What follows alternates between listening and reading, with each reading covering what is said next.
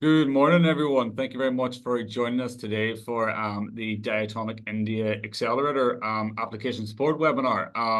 So as I said, thank you very much for joining from whatever part of the UK you're in. I imagine most of you are based out of the West Midlands, which is a great spot. I'm not just saying that. I have family who live up there. I've been going there for the last 10 years or more, actually last 20 years, what am I saying?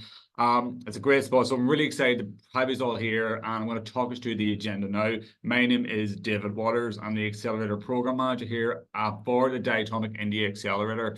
So what we're going to go into the next slide now, I'm just going to talk to you what the agenda is this morning.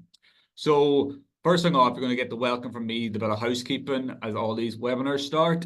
Then we're going to introduce you to my colleague Aline, who's going to take you through a bit more about Connected Places Catapult and the overall DIATOMIC Global Program. Then we have a really special guest speaker, Gautam Kuti, who's going to talk about why India. So why has India been selected for this accelerator, which is bringing in 8 businesses from the West Midlands and bringing them over to India for 2 kind of market visits. Then after that, I'm going to be doing an overview of the accelerator. So like going through what are the key dates, how does the application process work, how does the scoring work, just to keep it and go through some of the challenges or the areas we're looking for businesses to bring solutions for. Then at the end, then it gets you a chance to ask any questions, submit them, and we'll give you some answer questions as we can in the moment. And if anything we don't have an answer for, we'll get back to you as soon as we can. Then we'll be doing closing remarks. And that's it. It's a really straightforward session, nice and easy. Of course, there's a chat function there and a Q&A function. So if you want to ask any questions throughout, have comments, throw them in, and a member of the team will respond to you during the webinar, or we can cover them in the Q&A. Also, as you can hear from my accent, I speak very fast. So I'm not sure if Zoom has captions, but they might come in handy. But then the transcription might be a bit dodgy, so we just don't know what's going to happen there. But definitely, it should be a really engaging session. But obviously, if you have any questions, just send them in and we'll get back to them as soon as we can. So yeah, I'm going to move over to the next slide now, please. So this is just the speakers here today. That's myself there in the corner. Aline Abrezin-Martins, who is the Global Business and Partnerships Lead at Connecting Places Catapult. We have Gautam Kuti, who is the Regional Lead for the Midlands Department of Business and Trade, South Asia, British High Commission, New Delhi. And then we have Anisha Holtz, who will join us for the Q&A and is the Accelerator Team Lead here at Connected Places Catapult. So that's our speakers for today. And up next slide, please. You'll hear next slide of our great events team of Gail and Katrina are in the background controlling all the slides. So I'm going to give them a bit of a shout out because I know they enjoy that ever so much. I say that sarcastically. So up first is Aline Abrezin-Martins. So she is Global Partnerships and Global Business and Partnerships Lead. And she's going to take you through what Connected Places does and the DIATOMIC Global Program.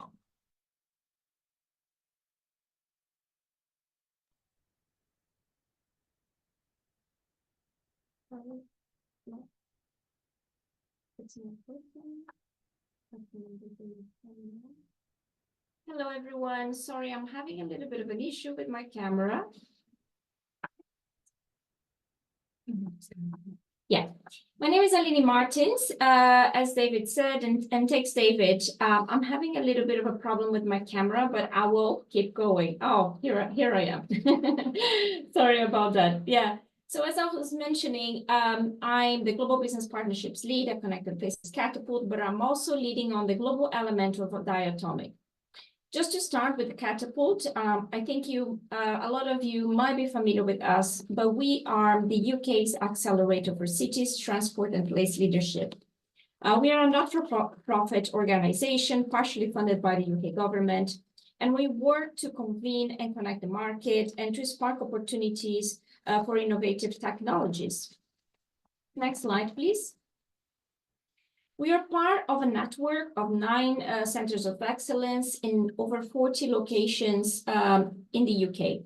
So Connected Places Catapult has an office in London and an office in Milton Keynes, but we're also present in Birmingham and so the West Midlands.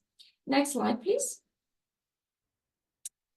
Here, I just wanted to show you a little bit of the range of things that we do. We run a series of accelerators. Some of the examples, for example, in transport are the accelerator on high speed with HS2, Station Innovation Zone.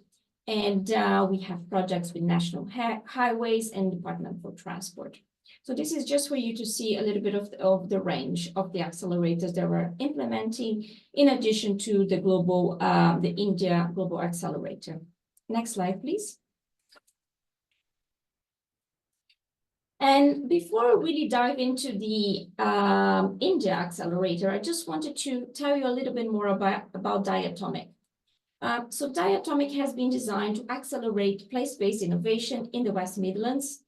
What we're seeking to do is to really harness the region's existing innovation assets, institution, and international relationships through a series of targeted initiatives. So as part of the program, we're also supporting local West Midlands-based SMEs to respond to challenges set by the Birmingham City Council. We're establishing the UK's first inclusive innovation network. And we're also promoting the use of data to enable better place-based decision-making through a project focused on digital twins. Next slide, please. Next slide, please. Oh, yeah. Okay. So DIATOMIC is one of the West Midlands Innovation Accelerators, which was announced by the government's 2022 Levelling Up White Paper, which seeks to ensure that the region benefits from UK's commitment to increase public research and development funding by 20 billion by 2025. So the goal is to really bolster the region's innovation and R&D capabilities and capacity to spark commercial growth and investment. So the innovation accelerators are being delivered in collaboration with the Department for Science, Innovation and Technology, Innovate UK, and the West Midlands Combined Authority. And we are working with these wonderful partners, as you can see here: Aston University, University of Birmingham, Birmingham City Council, Birmingham City University, and the Great Birmingham Chambers of Commerce. Next slide, please. And before, again, I hand over to the next speaker, I just wanted to take you through a little bit of the global project, so the global element of DIATOMIC. The goal of the global element is to really support the region's efforts to enhance its position in the global stage and to shift towards a more productive, inclusive, and innovative economy. The long-term ambition is to increase global innovation collaborations between the West Midlands and international partners, to attract more foreign direct investment and the participation of West Midlands-based companies in global trade flows. So as part of the project, a part of this accelerator, we're also enabling the creation of a clean tech hub, and which includes a soft landing program for international businesses interested in setting up in the West Midlands.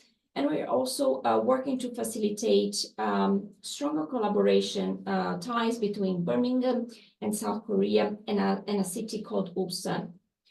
The project really builds on other initiatives being delivered in the region, such as the international strategy, the Global Growth Program, which some of you might be familiar with, and the Plan for Growth. Just to finalize, we are delivering this in collaboration with the West Midlands Growth Company, the Greater Birmingham Chambers of Commerce, Birmingham City Council, and the Business of Cities. So thank you so much. I'll be around to answer any questions later on. That's great. Thank you very much, Aline, for taking us through the overview of Connected Place Catapult and DIATOMIC. If you have any questions, put them into the chat, and some of them we might respond to later on, because there might be a later on section which answers your question. If we can move on to the next slide, please. And so up next, we've got a special guest speaker. This is Gautam Kuti. As I said before, he's the regional lead of the Midlands Department of Business Trade, South Asia, British High Commission, New Delhi. And he's going to be talking to you about why India was chosen as a region and what the opportunities are there. So I'm going to stop my video and mute myself and let Gautam take the wheel. Thank you, David. Good afternoon, everyone, from a very rainy New Delhi. Especially in the UK-India corridor, it's difficult to get a meeting started before having at least a 2-minute discussion on the state of the weather. So last week we were grappling with 50 degrees heat, and this week we're inundated with floods that we haven't seen the likes of since the 1930s. So moving on, next slide, please. In my short presentation today, I've only got about 10 minutes. What I'm going to try and do is give you an overview of the Department for Business and Trade, give you a sense of why we exist and what we do. We'll focus a little bit on the Midlands India corridor. Then we'll get into a little bit of the regional snapshot. So the 2 places that have been shortlisted for the immersion visits, so the Delhi NCR region, as well as the state of Haryana. And I'll talk a little bit about some of the key opportunities in the sectors that have been identified in your challenge statements. And finally, the sort of support that's available to companies from the DBT India and the DBT Midlands network. So let's get on with it. Next slide, please. Thank you, Gail. So what is the Department of Business and Trade, and what do we do? So the Department for Business and Trade has 4 key mandates, and they can be summarized broadly under these 4 headings. So the first one is to deliver economic growth for the UK and all of the UK nations. And that is primarily through attracting and retaining inward investment, so FDI into the UK from overseas, including markets such as India. Number 2 is to promote UK exports, so working with SMEs, MSMEs, big business, to try and leverage the HMG brand, the government brand, to try and take full advantage of trade opportunities in overseas markets, thereby facilitating UK exports. The third one, and I think this is the pillar that's most in the news when it comes to foreign trade and the UK's interests in trade overseas, is to do with free trade agreements and market access. So with India especially, the UK-India FTA has been under negotiations for quite some time now. And with the new government elected, I dare say we're going to have a great chance of getting this over the line. Yeah, and the third one is around rules-based trade. So to champion the interests of UK business and championing the rules-based international trading system. So whether it is making representations to WTO if you feel that UK companies are being discriminated against, or taking them to the UN. So that is the DBT mandate. And if I were to summarize in a nutshell, what is it that we do? So we help British businesses export and grow into global markets, and overseas companies locate and grow in the UK, right? So that is what we do in a nutshell. Next slide, please, Gail. Thank you. So to talk a little bit about the British High Commission network in India, and within that, the Department for Business and Trade, just give you a sense of the scale of the UK government operations, in this part of the world. So it's the largest DBT network outside of the UK, and this includes traditional allies such as America, France, Europe, and even China. Right, so we operate out of 1 High Commission, 8 Deputy High Commissions, and 2 trade offices across India, as well as posts in Dhaka, Colombo, and Kathmandu. So within the Department for Business and Trade, who are the people that work here? So these are sector specialists who've got vast experience and are trade and investment professionals. And depending on where the center of mass for each of the sectors are attached to the offices across the country. And what is our focus area for this upcoming year? So like I mentioned earlier, the UK-India FTA is a key point, is a key KRA for us to deliver on, thereby boosting the trading relationship between the 2 countries of upwards of 35 billion pounds. Next slide, please. Yes, so if you were to zoom into the Midlands a little bit, so set the context at a 35,000 feet point of view. If you were to look at the Midlands and India specifically, so sure, trade and investment is one lever of that relationship, but underpinning all of that work is stuff to do with the universities. So we've got a fantastic university and higher education ecosystem in the Midlands, to which India sends scores of students year on year. In addition to that, the UK is a hugely popular travel and tourism destination for for Indian travelers. So if you were to come back to the trade and investment relationship, just to contextualize this in terms of numbers, last year the Midlands exported upwards of 700 million pounds to India. And if you were to look at which were the key sectors, that made up this exports, you'd find, not surprisingly, automotive, future mobility. Then we'd find advanced engineering, manufacturing, and infrastructure. So that's the story on exports. On FDI into the West Midlands region specifically, we got close to £500 million worth of FDI only from India. Right, and jobs created as a result of that investment was close to 2,000, upwards of 2,500 direct jobs as a result of that investment. I mentioned innovation, education, and skills. So the university ecosystem in the Midlands. So it's not just the research universities, or the Midlands Innovation Universities, but also the enterprise universities such as Coventry, that are a huge draw for Indian students. So last year we had more than 7,000 Indian students enrolled in the various Midlands universities. So what does all of this translate to? Can we have the next transition, Gail? Thank you. So what does this mean for all of us? So number one is that India is a growth market. It's the largest economy that's growing at the pace that it is. It's a region of strategic importance, not least due to diasporic links. We've got a huge population of ethnic Indian origin people that live in the Midlands. And it's also, from a trade and investment point of view, a corridor with complementary strengths.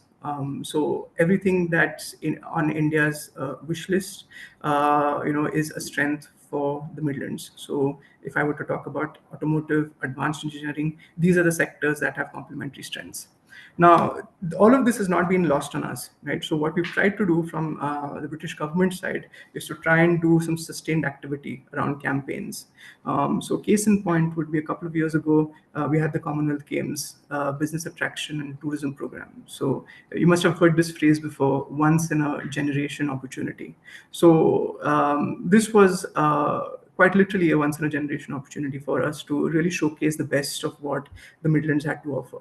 So from India, we sent the largest ever delegation of business to the UK. So we had about 7 delegations speaking to 7 different sectors. I'll zoom into one of them, which is the automotive sector. The delegation was made up of 15 to 20 top Indian CEOs of automotive companies. The point being, we wanted to showcase the UK's and the Midland strength in the automotive sector. And as a direct result of that visit, we were able to do pitching sessions, B2B meetings, panel discussions. As a direct result of all of that activity, we were tracking, commercial deals upwards of £200 million in the pipeline, just as a result of that one activity. Following the great success of the Business Attraction and Tourism Program, the Commonwealth Games Program, we had Mayor Andy Street come out to India, lead a delegation of business leaders to try and capitalize on that opportunity. And which are the sectors of future growth that will underpin this opportunity? So I mentioned automotive before, hydrogen economy and sustainable infrastructure. So I'll get into the detail of what each of these sectors and what opportunities in each of these sectors looks like in a couple of slides. But this was just to give you a sense of what that Midlands India relationship looks like as we stand today. Next slide, please, Gail. So coming to the DIATOMIC Accelerator Program and the immersion visits that are being planned to India. So I'm sure colleagues will get into the mechanics and the logistics of the mission in just a bit. But I was asked to talk a little bit about the opportunities in the region, in the National Capital Region, so the Delhi NCR region, as well as the state of Haryana. So if you to just look at the map, on the left of your screen, you notice that Delhi is in the very north of India, abutted by Haryana on one side. So to give you a summary and overview of these two places, so Delhi is a union territory and it's got special state status, and is known as the National Capital Region. So you have Delhi, you have New Delhi, and vast tracts of the states of Haryana and Uttar Pradesh that make up the National Capital Region around Delhi. So as you'd expect, with the political capital of a country, Delhi is home to central government ministries, various departments that feed into those ministries, and serve as HQs for a lot of Indian conglomerates. And as well as industry associations. It's also the administrative and political capital of India. Coming to Haryana, so Haryana is actually a very interesting case study in how to manage the transition from an agrarian dominant economy to an industrialized economy. So it was known as the breadbasket of India, then it became the rice bowl of India, and then now it's seen as one of the most industrialized and developed states within India. And amongst the largest states, it has the highest per capita income anywhere in India. It's also become a hub for production of passenger vehicles, two-wheelers, and in general, the automotive and manufacturing sectors. Next transition, please, Gail. So if just coming to the business environment in these two places, across indices, across metrics, if you would look at Delhi and Haryana, you would find that they are the top performers across metrics in the ease of doing business rankings across Indian states. They're really well connected with the rest of India. So 2 international airports, 5 civil airports, and a really strong network of railway that are linked directly to India's major ports. And which are the key sectors that are dominant in these two places? So I mentioned automotive before, but around automotive, a lot of manufacturing, so ancillary units that are feeding into that automotive ecosystem, feature in a big way in the Haryana NCR region. Infrastructure and construction. So that region is the focal hub for a lot of infrastructure projects that are planned countrywide, including development of industrial clusters, special economic zones, as well as investment corridors. And finally, it's a slightly counterintuitive, juxtaposing all of that manufacturing and heavy industry to agri and food processing. So I mentioned Haryana's agrarian past. So it's one of the highest cropping intensity states in India. And around that, a whole agri and food processing ecosystem has sprung up, servicing not just India, but export markets as well. Next slide, please. And this, I think, is the really important slide, I think, in this presentation, because this really tries to put on one page what the opportunity looks like, right? So the thematic areas for the DIATOMIC program, so you would have seen the challenge, has broadly been identified into 3 sort of buckets. So you've got the future of energy, you've got future mobility, and sustainable urban areas. Now, they align really well with the problems India is facing today. And they align really well with India's planned net zero transition. So as with most other countries, India's net zero transition is focusing or converging around 4 main pillars. So the first one is to increase the share of renewables in the energy mix. The second and third one is to do with decarbonization of some of the more problematic sectors. So the first one is industrial decarbonization, and the third one is to green the transport sector. Now, this is from a decarbonization point of view, inevitable and something that we have to do. But what the government's also trying to do is transition away from the oil or the crude economy to green hydrogen economy. Now, these may seem like early days and bombastic statements if you were to just look at some of the press reports. But the government's really walking the talk so far as the green hydrogen economy is concerned, not least with the amount of capex outlay that's been protected for infrastructure projects, for laying the pipelines, for putting together the green H2 and ammonia sort of ecosystem. So coming to the three problem areas that were identified, so it's come to the future of energy. So what's the current state of play? So the power generation sector is one of the biggest concern. So a large part of our power comes from coal, and it's coal based. And just recently, the government's just announced a new block of coal auctions. So until now, coal was primarily government-run enterprise. They've suddenly decided to get the private sector involved as well. So which has suddenly thrown the future of what our renewable energy mix looks like, what our emissions would look like, up in the air. That said, the government also doubled its renewable energy target, saying that they want to go to 500 gigawatts of installed capacity by 2030. Yeah. So the usual energy trilemma, which is to try and balance energy security, climate change commitments, as well as reliability of the energy source. This is underpinning this sort of policy sort of dissonance. So the government's trying to use this time to really firm up what its strategy over the next 10 to 15 years looks like. Now, all of this is not lost on private industry. So the big conglomerates such as Tata, Reliance, Adani, Larsen and Toubro, they've really mapped out opportunities across the four pillars that I mentioned earlier. And they're really betting big on the future of energy. So there's a big reform package that's expected. It's slightly overdue to do with reforming the power sector. This is going to be all encompassing, right from production to distribution to wheeling to end use, right? And big players are taking big bets. So what are some of the key discrete opportunities that companies are really focusing on? And this would be of most relevance to you joining us on the call today. So first one is any technologies around renewable energy. So whether solar PV, thermal,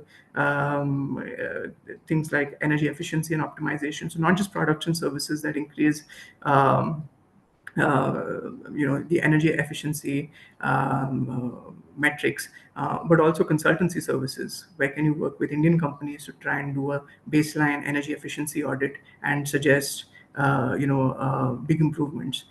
Then the government's also looking at a big way from energy storage and distribution, hydrogen value chain I already spoke about, heating and cooling technology. So in India's context, cooling technologies would be a little more appropriate, but as also future fuels. So biofuels, synthetic fuels, anything that can replace crude oil-based products as primary energy.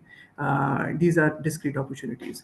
Coming to the automotive space, or the future of mobility, the EV revolution was slow to come in India, but it's really gone through a huge spike over the last couple of years. So in the mass transit segment, it's almost a near monopoly for EVs.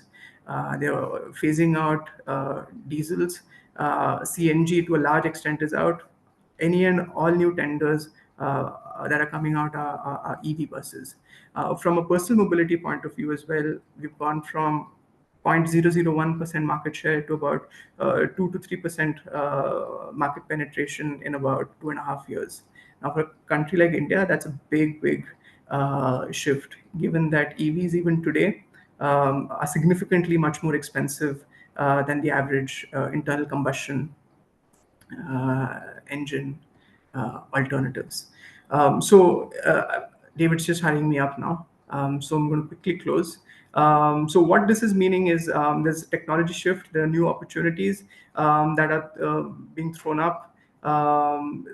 So the incumbents, which were used to be the OEMs, are being disrupted by startups. So we've got really huge startups such as Ola Electric, we've got Ather that are disrupting the OEM space, and even the likes of Amazon and Flipkart, which used to be e-commerce specialists, are now entering into OEM territory. So what's all of this throwing up? It's throwing up opportunities in last mile logistics, in cold chain. If you've got technologies around alternate chemistries and battery packs, and energy storage, that'll be very welcome. Hydrogen fuel cell and hydrogen internal combustion, lots and lots of interest. As well as cold chain and last mile logistics, including flexible electronics. Now coming to sustainable urban areas, which is the final sort of pillar, India is really going through massive and rapid urbanization. It's approaching levels never before seen. And as you would expect with gentrification, with agglomeration, there are big challenges around waste, air, and water quality. And the government's really woken up to this, really pushing people to include sustainable construction methods as one of the underpinning underpinning points. And who are the key players in this sector? It's still very much driven by the government, as well as the self-government bodies, as well as private sector infrastructure companies. So if I were to speak about specific opportunities, we've got waste to value, air and water quality, green and sustainable construction, and sorry, the screen's just frozen for me. Can't really see what's going on. Okay, anyway, so that brings me to the end of my presentation. I just wanted to bring my colleague in, Ian Stevens. He's my colleague from the DBT Midlands point of view. I am his opposite number in India, so I can give you support from here. But Ian is very well placed to give you advice on the UK end. He's based in the Midlands. So without further ado, can I just invite Ian to come in and say a few words and just introduce yourself? Thanks, Gautam. Hello to all of you. My name's Ian Stevens. As Gautam said, I am the Clean Growth Advisor for the Midlands region. I'm actually based out of an office in Birmingham. So I cover all aspects of renewables and energy transition. And my role is basically to assist local companies in finding opportunities in overseas markets. So I'm there to help you with regards to doing due diligence and to promote local SMEs across in export markets.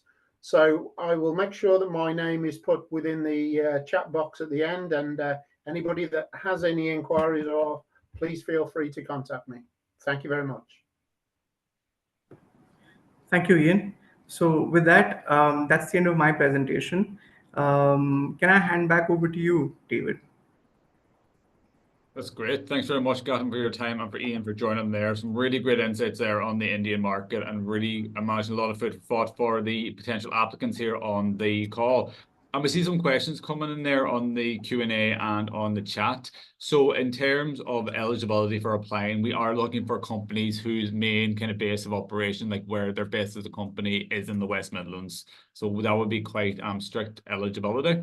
So yes, so that's probably a big thing about the program, that all the companies who are we're bringing on this accelerator would be from the West Midlands. However, there are other programs that our partners are running, either Energy Systems Catapult and the GPIPs, I can never pronounce it right, the India Business Council, are always running various programs that are separate this year that will be engaging across the UK wider. So, but just for this specific program, we're just looking for companies mainly from the West Midlands.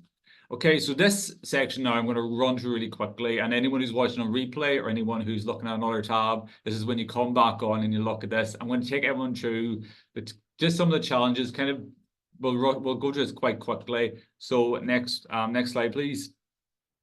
Yeah, so this is just summing up kind of what Gautam was saying there about some of the areas that business that might apply. So future energy, if you're working in renewable energy production, energy efficiency and optimization, energy storage and distribution, future fuels, heating and cooling technologies, anything along those lines that you work and you've got a kind of I wouldn't say a foothold in the UK, but you've got quite a good business model, it's quite robust in this area, you're ready to internationalize. These are some of the areas that would fall under future energy that would be up for consideration. Obviously, this is not an exclusive kind of list. There's more obviously here, but be a fit within that. But this is just to give you an idea, if you see the list there, of some of the areas that fall into that category. Let's see if you fit within that.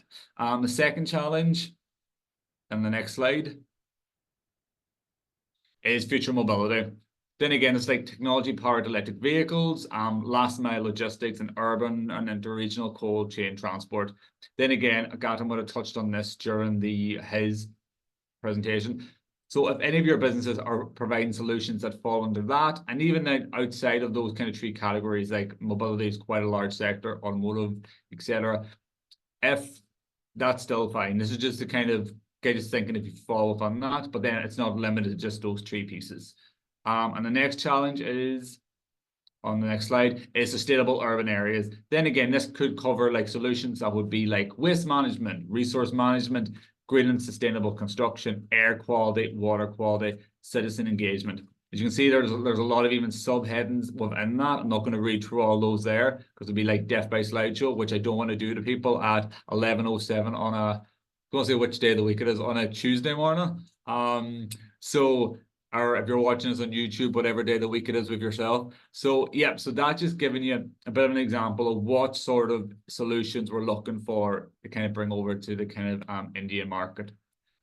Yeah, so that gives you a bit of it. If anyone has any questions on that there specifically, there is more information on our applications page on this about the challenges and a bit more detail. And of course, this is being recorded. So if you want to kind of look back at what some Gautam was saying, or look at this, you can do so. And so on to the next slide. Okay, so this is some key stages and dates of the program. So this is kind of probably a really important one. So to get your full focus to this here now, I know it's hard to stare at a screen for nearly an hour, but bear with me, we're getting there. We're getting to the finish line. So these are the four kind of key stages of the program. There's scouting and recruitment, which we're in at the moment, the assessment and selection of the applications, the program itself, and then the impact and evaluation of the program. So next slide, we'll go through the first set of deadlines. So the 9th of July, which is today, or whatever day you're on, this you could be watching a replay. But the most important date probably you're going to see here today is the 24th of July, and that's when the applications close. So all applications have to be submitted by the end of the 24th of July. From that date onwards, then we'll be going into the scoring kind of phase of assessment and selection. So we go to the next slide. So from the 24th of July or 25th of July even to the 1st of August, we'll be doing the scoring. On the 2nd of August, there'll be the shortlist selection. Then the 7th and 8th of August, anyone who made the shortlist will be interviewed. Usually as part of that day, you'll get more information at the time, but you'll be asked to do a presentation. It's just to help refine that down even closer. And then on the 15th, the cohort will be selected. And from then we'll be informing people if they wanted to make the program or not. So yeah, that's kind of just a kind of snapshot of like the key kind of milestones in the selection kind of process to give you an understanding of if you apply, when you'll be hearing back of if you were successful or not. And the next slide, please. So we'll look at some of the key program dates. So key date of the program, 4th of September is a welcome day. And anyone who's done accelerators before will be well used. That's kind of the day where you introduce yourself to like some of the partners, some of the key stakeholders you'll be dealing with on the program. And you just kind of present what your business is. It's a chance for you to showcase where your business is at, what you're hoping to get from the program, what some of your goals are even going to India, but also it's a chance for you to connect one-on-one with the partners. This is an in-person event. It will be happening in Birmingham on the 4th of September. And if you get through, you'll be informed of all the key things you need to prepare for that. The main thing is just a presentation, which you'll be delivering in person. Then the market visit. So the first market visit is going to be on the week commencing of the 18th of November, and the second is going to be on the 10th of February. And then after you've been selected, you'll be told a little bit more what the program is for that, what to be expected, and there will be a degree of coaching and support provided for the market visits during them and then after them as well. But that's kind of the key dates in the program itself. And then the last section on the next slide is impact and evaluation. Yep.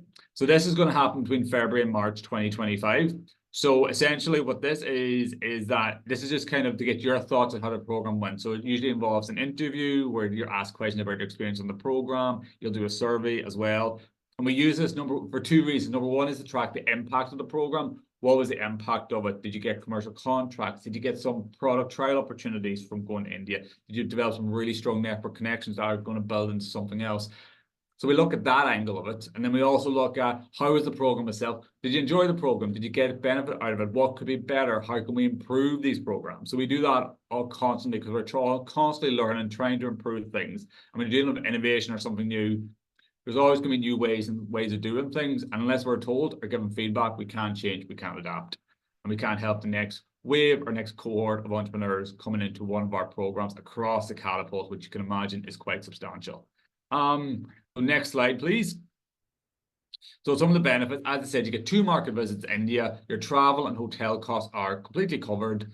To actually get coaching and mentoring, you get market readiness support, and of course you get funding opportunities. So the funding opportunities, there's a pot of around £80,000, and everyone gets a chance to apply for a share of that pot to help support them in any delivering either some commercial opportunities in India or some trial opportunities. But then there'll be more information given on that there if you're kind of selected for the program. So next slide, please. Okay, so I'm going to take you through the application process really quickly and the scoring. So I'm going to try to go through this as quick as I can without speaking too fast because no one will understand me, including myself. So how to apply. So there's a link there, which obviously you can't click, but you'll with the QR code coming up, where you'll be taken to our DIATOMIC India Accelerator page, which tells you all about the program in more detail, the key dates, a lot of what I already summarized. But if you see the slide here, if you scan that with your phone, you'll be taken straight to the application itself. So, and the deadline for that is the 24th of July. If you have any issues accessing the application, you have any questions throughout, do email us, let us know, get in contact. My information will be at the end of this presentation as well. But I'll also put it into the chat for people to see. Okay, next slide, please. So applicant requirements, okay, so you must be a micro, small or medium-sized enterprise. You must be a UK registered company, and your company's main operational base must be in the West Midlands. So this means that your main base, your main HQ, your main needs to be within the West Midlands, as is a place-based kind of accelerator. It's very important that the companies are from the West Midlands. You need a technology raise level of 6 or above. You must be able to attend both market visits to India. You must be willing to travel on occasion for face-to-face meetings. So this means that if there's any kind of in-person, like the Welcome Day event, or we're running Matchmaker, or any in-person events or coaching, we would be expected that you or someone from your team would be able to attend those, okay? It doesn't need to be the same person all the time. Don't think that needs to be the one person attending everything or all the coaching. You can spread it amongst your team. But most of our coaching we try to do virtually because we know people will not all be in the one location. So we try to make it as accessible as possible for people. You must have fit with one or more of the challenges, which we went over there earlier. And this is desirable, doesn't need to be a necessity, but you need to have identified India as a high potential market, which is a good fit for your business. That's something that's desired, but it's not an essential, but it will help you kind of stand out in the application process. Next slide, please. So this is the selection process. So the application scoring, I covered some of the dates. One factor to think is these are anonymous applications. So what does that mean? So in that initial stage of screening the applications, think of your company name, names of founders, all that is redacted. So the scores don't see any of that. And that's just to make things as fair as possible. So you're only being judged just on what you've submitted in the application form. So things like company website, names, that's all removed. They won't know what company they're scoring. It's based on the strength of your application form. And that's just to remove any potential unconscious bias that may exist with some of the scores. And it just makes things, they're judging on the strength of the application. So that makes the application itself very important. So definitely put a lot of time and effort into that. Then we do the shortlist and then the interviews, what you said you've been prepared with slides and present as part of the interviews. And then it's the final deliberation and selection, which we covered in like the stages with the deadlines. So next slide. Scoring criteria. So I'm going to try to rush through this fast so we get on to the Q&A. So it's 4 kind of key areas, and each area is weighted. It is solution and innovation, market and traction, team and program fit. So let's go on to solution and innovation on the next slide. These slides will all be shared with you as well. So I'm not going to read word by word, but in this you're being judged on 3 kind of main things. Our scores are guided to judge on 3 main things, which is impact, which do show as your solutions show impact for the market, innovation, and also competition. Is it a clear competitive advantage? How innovative is it? Next slide is market and traction. This is worth around 20% overall. So that's traction. Is there revenue generated from key customers, or is there contract signed? Is there evidence of customer validation? And the market is a market you're addressing, very large, rapidly growing addressable market with little to no competition. Risks have been well understood. So this is kind of like what in terms will get you like nearly full marks in the application process. Financial position, does the business demonstrate user validation and scalable, profitable model? Next slide, please. This is team. This is worth 20% again. So skills. So skills. Is a team multidisciplinary? So do they have team to deliver the solution? Experience. What's the overall experience within the team? It says they're like just a founder 10 years industry experience. Do they have really good advisors? Things like that. Is it does it cover a lot of bases? And resources. The team had the resources to commit to the program and would have the time and resource available to explore opportunities in India. So it's things like that we consider. A lot of what we're scoring on is based on the fit for the program. Is it work? And is the company the best place to really drive impact and succeed on the program? And the last criteria is program fit.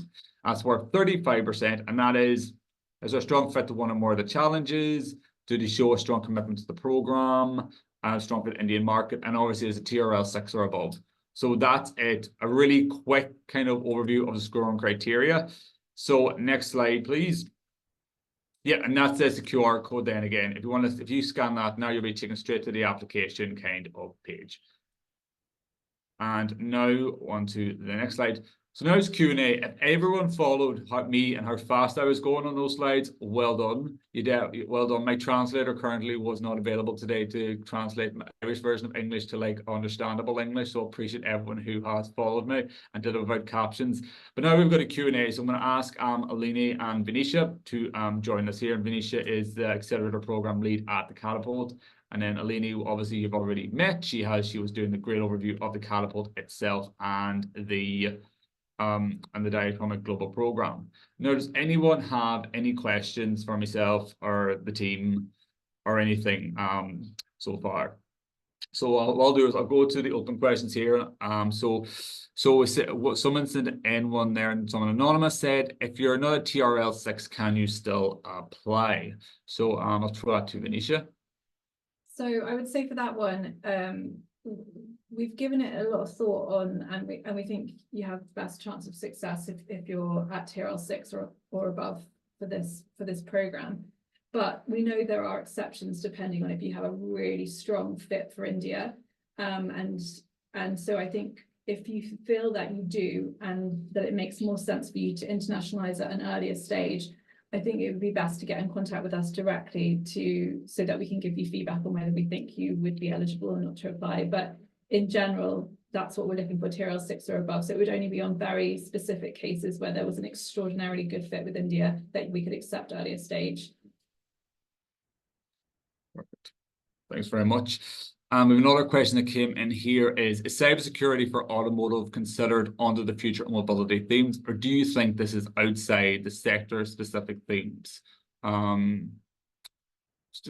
I think I'll answer that. I think Venetia can give her thoughts too. I think if the case and through the application, if it's clear that it's fit for the themes and it meets the criteria, which the scoring criteria which we set, then and that there's a clear, it solves an addressable need in the market, then I think it's definitely open for consideration. I think that's absolutely fine. Yeah, I think that, as I said, if it meets the challenge, addresses the problem, it fits those criteria that we list in the scoring, I can't see why that wouldn't be one. Yeah, Venetia, would you? Yeah, no, I concur. I think we've given you some ideas of where we think the challenges and the main focus areas and the challenges are. But if you want to put together a strong case for something which you think should be included that we haven't mentioned specifically, we are open to that as well. I think that was partly that was addressed to Gautam, but I think he might have had to have dropped off. I don't know if Ian, if you have anything to add on cybersecurity for autonomous vehicles, but otherwise I would put through an application and put your case forward. Ian, do you have anything to add? Yeah, I think you've probably answered it fairly well as far as I'm concerned. I think it's really where the actual product would actually fit in, really. So I think it's probably we would have to make a quick assessment really and see how that sort of like works. But I think we're quite happy to have a discussion about it. I don't want to write it off straight away. Thanks very much, Ian. Hope that answers your question.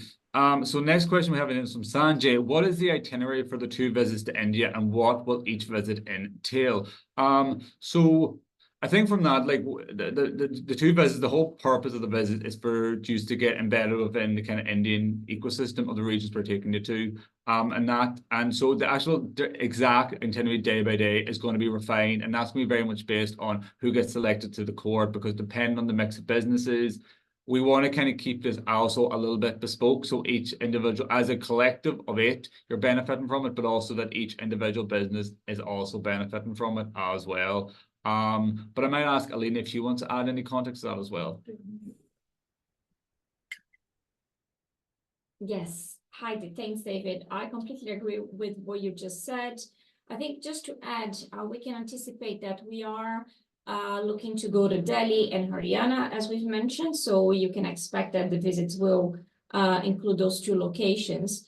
We're also, as you've probably seen from the Open Call page, that we are planning to attend Energy Week in February, which is a very interesting event.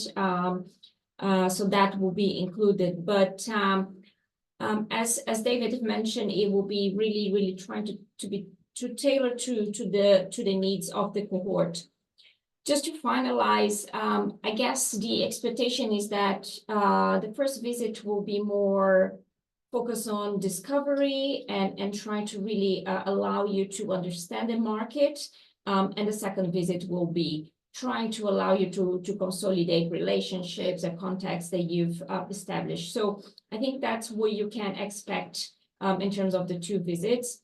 Like we've said, everything will be covered by the program. So all travel expenses will be covered by the program as well.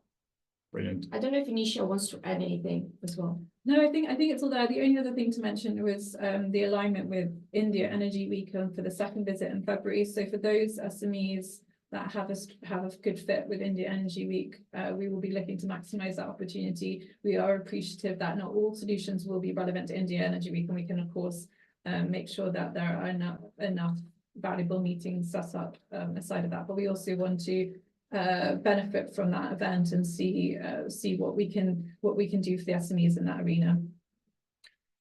Yeah, exactly. You know, I think it's going to be a really well-rounded kind of program of visits, and I think the way we have a good guidance of what we want to do and what we want to achieve, we still have a little bit of room for maneuverment that we can kind of adapt it based on who comes into the program. So I've got an interesting question coming in here. So if there are 2 companies applying as a consortium, can we send one representative from each of the companies to join the India visits? So I'm going to throw that one to Venetia. Yeah, so I guess we on our programs we typically have one SME applying, but I think again it would depend if there was a very strong case for a consortia where 2 companies bring together a much stronger offering together, then we'll certainly take that into account and try to support that. But I think it will have to be done on a case-by-case basis on that front, because in general we are looking to support individual companies. But if it is a strong offering together, please do get in touch and we can certainly look into that for you. Perfect. Is there any other questions there coming in? You can put them into the webinar chat or the Q&A kind of side. I don't know if people can see there, but I've shared my email in the chat. So it's david.waters@cp.catapult.org.uk. And for anyone who's joining, it's David, so DAVID.waters, which is WATTERS @cp.catapult.org.uk. So if anyone has any questions and wants to send them directly to myself, and if I can respond, I'll connect with the right member of the team who can. But we'll get back to you as soon as we can. Also, if anyone has any further questions about the application and they don't really know until they get stuck into the application itself, that's absolutely no problem at all. You know, send us an email, reach out to us. Our contact details are also on the application's kind of landing page, etc. So you'll have loads of ways to get in contact with us, and we'll get back to you as soon as we can, which will be pretty sharpish once you get in touch with us. saved in your, oh yeah, so this is from Kim Murray, second, Eads, hope I pronounced that right, Kim. Can one of the consortium be outside of the West Midlands if viable to accept? I think that's an interesting one. So you're saying one part of the consortium would be from the West Midlands and the other part would be outside of it. Oh, that's a good question. I think again, it's get in touch and we can look at this on a case by case basis. So the lead applicant would certainly need to be from the West Midlands. But if there's, as I said, if there's a strong case for combining both solutions, we can certainly look into it. Perfect. Any other questions there, or are we good to wrap up the Q&A section? Speak now or forever hold your peace. And if you're watching on replay, you obviously can't speak now, but definitely do send an email and we'll get back to you as soon as we can. Look forward to hearing from you. So yeah, I think that's all from ourselves. I just want to thank everyone for joining. I want to thank Gautam. I want to thank Ian, Aline, and Venetia for taking out the time to join us here today to go through this with you. And obviously, as you said, this webinar is being recorded. So when I was running through all the scoring criteria, going 90 miles an hour, like I was doing Formula One race driving at talking, you can go back and you can listen and see it step by step around the scoring criteria. One word of advice, I would say, keep applications clear, concise, to the point. Think about if you were getting an application in, what you would want to read, how you would want to read it. Think and make the scores like so easy that they can't but give you high scores. So sometimes it's about quality, not quantity. Not that line everyone says in school. It's like, oh, how long does it need to be? It's quality, not quantity. Sometimes the word count isn't a challenge, it's a guidance. It's not like, oh, you need to hit all these words. So I would say think about the scoring criteria and are you ticking those boxes? Is it really clear? Is it concise? Make the scores life easier, make them want to give you high marks. And to be honest, they do want to give people high marks, make it really tough on everybody. So perfect. That is everything from me. I'm going to stop talking. I'm going to let you go, get a coffee, enjoy the rest of your day. And if you have any questions, do let us know. But thanks so much, Erin, for joining, and best of luck. And best of luck in the application process. Yeah. Bye. Thank you. Bye.